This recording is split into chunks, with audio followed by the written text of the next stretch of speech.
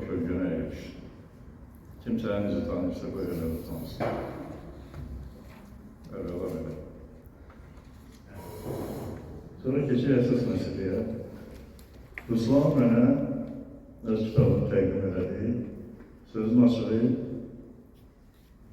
muğamlar haqqında, ümumiyyətlə musiqişünaslıq, ədəbiyyat haqqında müəlliflər mənə kitablarını təqdim edirlər. Mən də böyük məmnuniyyətlə oxuyuram. Elə kitablar var ki, oxuyuram, qoyuram qırağa.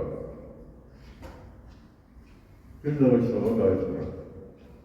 Elə kitab var ki, onlardan müəyyən şeyləri ərz edirəm, istat götürürəm.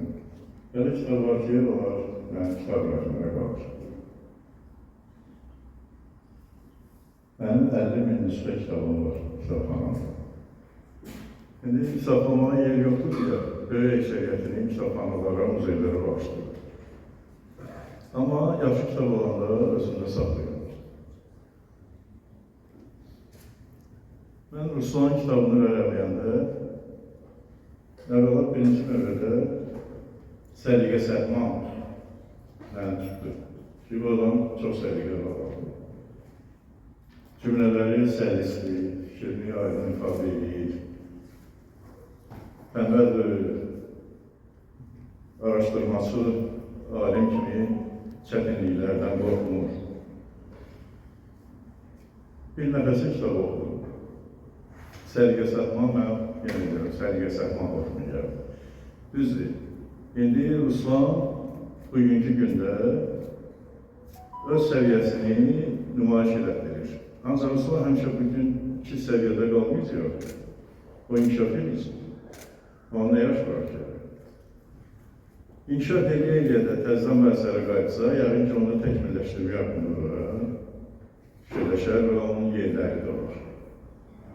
Yəni, aklını sözdür ki, götürəsən bunu deyəsən ki, bu Quran ayəsi deyəsən, ondan sonra bu tərəfəsi yoxdur. Əlbəttə, inkişaf eləyə daha mükəmməl sözlər deyə biləcək. Amma ona görə də mən bu kitabı özündə saxlayıram. Ki, inşallah ömür vəfa edəsə, mən üçün deyirəm. 20 ildən sonra təzdən bu mövzuya qayıtsa, mən onu götürüb müqayisə edəcəm, afərin sənə. Sən daha təkmilləşdirmişsin. Amma bu şəkildə də götürəndə ümumi musiqişünaslıq ədəbiyyatına baxanda Vahid Şiraz haqqında belə mükəmməl kitab hələ ki yoxdur. Mən Ruslanla bir 10 ildir ki tanışam, təxminən yuxarı aşağı. Bu müddət ərzində o mənim gözümün qabağında böyüyüb, inkişaf edir. Amma o çılgınlıq ki var, ümumiyyətlə çılgınlıq musiqişünaslığın yox, musiqiçinin canında olmalı. O çılgınlıq musiqiçinin canında olmazsa musiqi alınmaz. O temperament deyirlər ona bəziləri. O olmalı, mütləq olmalı. O həyat gücüdür. Ruslan həm də tar ifadəsidir. Tar da bilirsiniz ki, bizim musiqinin lokomotividir. Lokomotiv gedir qabaca, sonra o biri vagonları daşıyır. Əgər sən tarçısansa, Müşfiq bu sözü işlədir birinci dəfə, ey tarçı çalır, tar zən yox. Tar və zən, zən vurmaq demək, yəni tarı vuran. Tar simdir midəsində. Tarın sözü oradandır, çəkilmək. Bir tarçı kimi də Ruslan yaxşı tarçıdır, yaxşı müəllimdir.